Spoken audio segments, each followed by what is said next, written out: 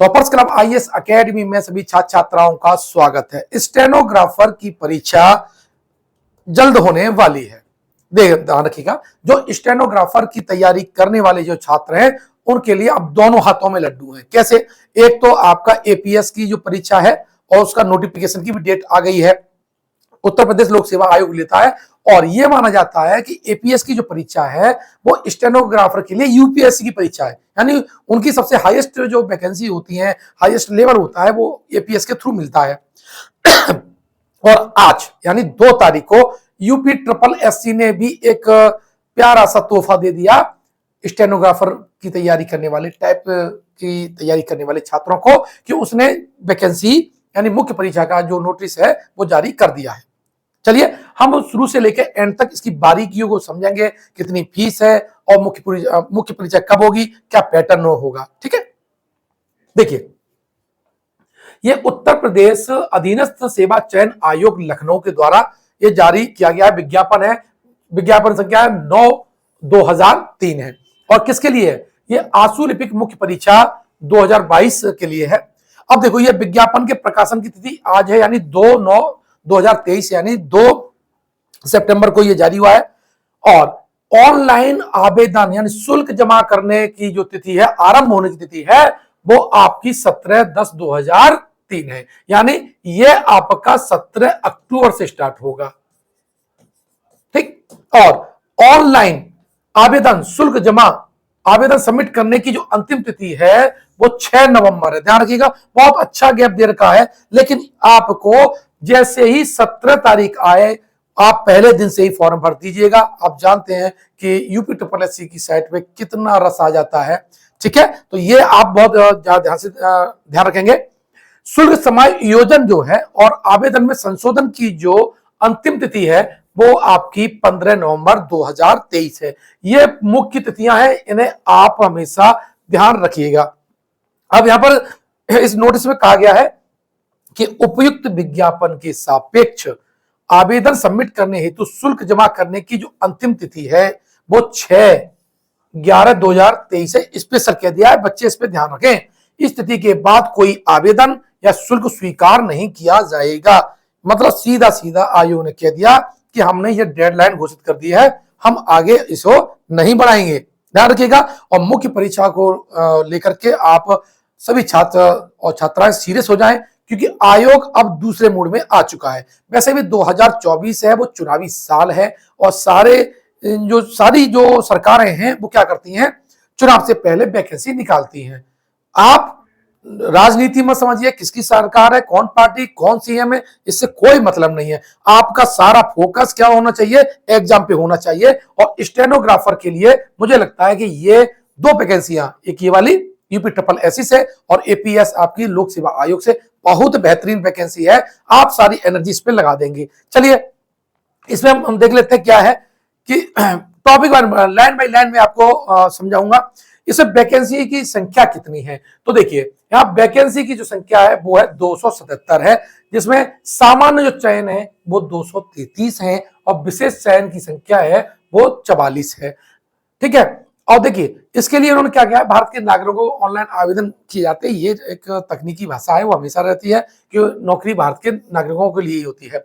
अब आशु लिपिक की जो मुख्य परीक्षा है, अभ्यर्थी को शॉर्ट लिस्ट किया जाएगा। क्या है? Short list. और शॉर्ट लिस्ट का आधार क्या होगा, जैसा कि आप जानते हैं पैट की परीक्षा है, पैट के अंकों के आधार पर ही आपको शॉर्ट लिस्ट किया जाएगा, जैसा कि अमूमन सारे परीक्षाओं में यूपी ट्रिपल एससी के होता है।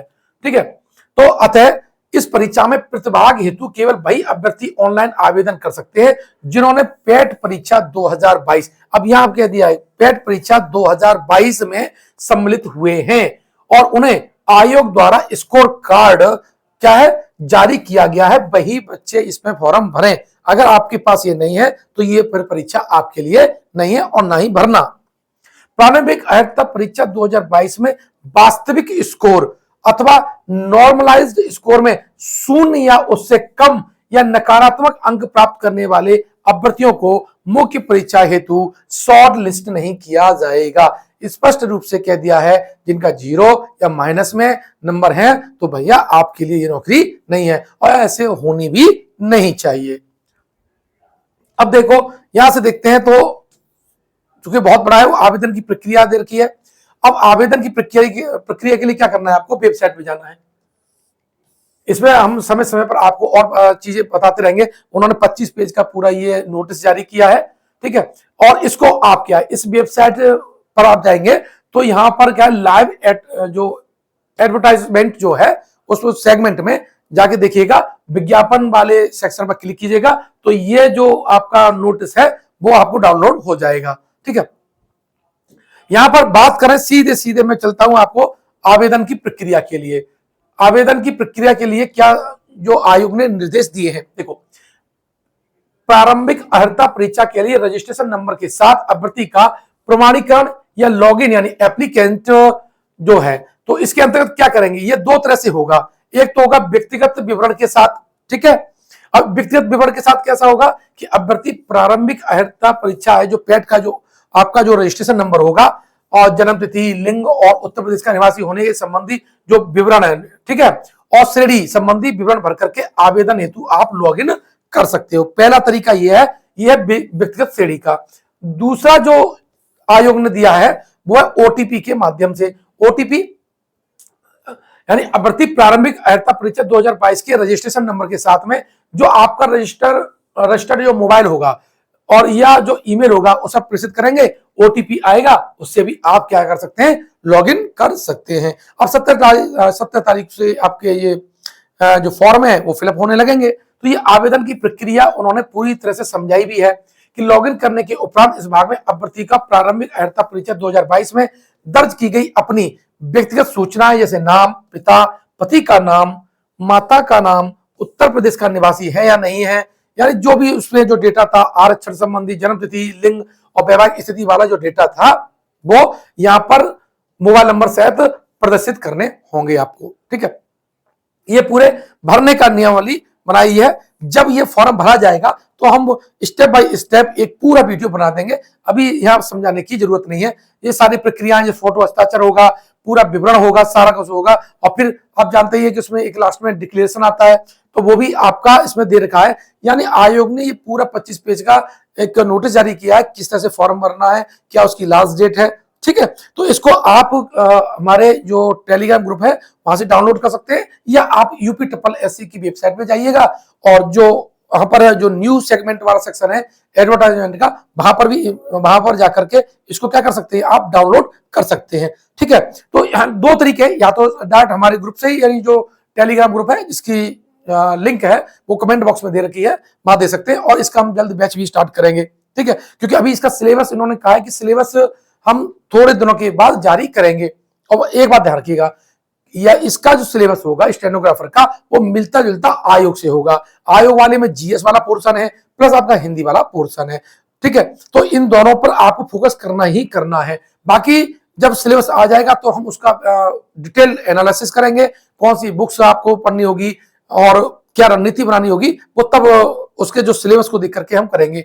लेकिन जैसा हमारा पूर्व का अनुभव है तो उसमें हिंदी आपकी मुझे लगता है हमेशा की तरह अनिवार्य रहेगी, और जीएस वाला जो सेक्शन है वो अनिवार्य रहेगा, ठीक है। तो इन दोनों के लिए तो एक सटीक रणनीति, जैसे हमने पहले बताया भी था, काफी बच्चे सेलेक्ट भी हुए हैं, उसको आप फॉलो करिए। और हमारे जो नोट्स हैं वो आप ले सकते हैं। UPSSC के सारे चाहे कोई सा भी एग्जाम हो, अगर जीएस और हिंदी अगर वहां से आती है, रीजनिंग वाला सेक्शन आता है, तो हमारे नोट्स में आपको आसानी से मिल जाता है। यानी सारी किताबों का सार है। साथ ही जो अभी तक एग्जाम हुए हैं वहां से जो जो प्रश्न पूछे गए हैं उनको भी हमने नोट्स में शामिल कर दिया है। तो इस तरह से आपको एक बार में दो चीजें मिल जाती हैं। एक तो मिल जाती है क्या पुराने पेपर्स का एनालिसिस मिल जाता है, और जो सेगमेंट जो जीएस का जो पाठ्यक्रम है उसका तो मिलता ही मिलता है। यानी एक साथ पाठ्यक्रम का और पुराने जो पेपर है उन दोनों का जो कलेक्शन है वो एक साथ आपको मिलता है।